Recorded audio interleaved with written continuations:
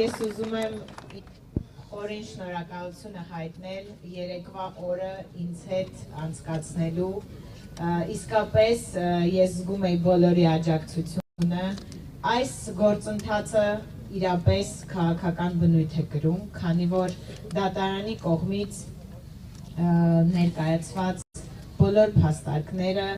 քննիչների կողմից ներկայացված մեղադրանքի մեջ բոլոր փաստարկները անհիմն էին։ Ես կարող եմ ասել, որ երեկ,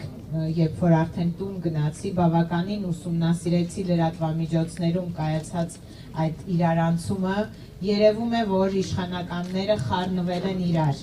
Սա նշանակում է, որ մեր կողմից կազմակերպված հանրահավաքը շատ ծանր է իրենց վրա նստել եւ իրենք հասկացել են, թե մեր քաղաքական ուժը ինչ ուժեղ է ու իսկապես եկեք խնդրում եմ բոլորս փաստենք այդ մասին։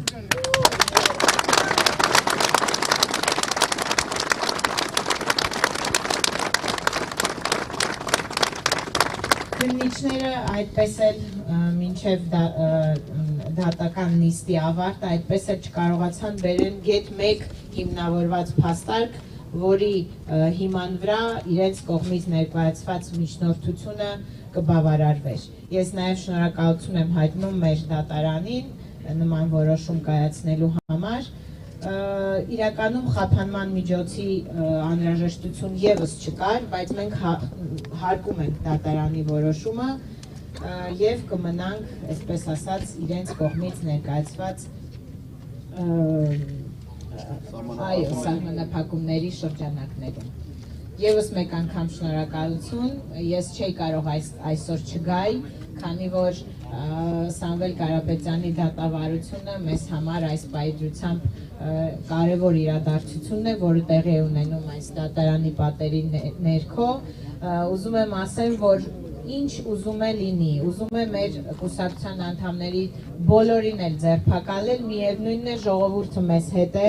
միևնույնն է հայ ժողովուրդը, հայ թասիբով ժողովուրդը, ով յուրաքանչյուր անարդարությանը դեմ է կանգնում, մեր կողքին է եւ մենք դրա համար շատ շնորհակալություն ենք հայտնում, ուզում եմ ասեմ, որ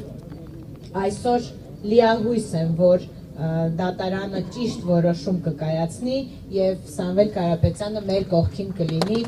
հաշված տարիներից հետո։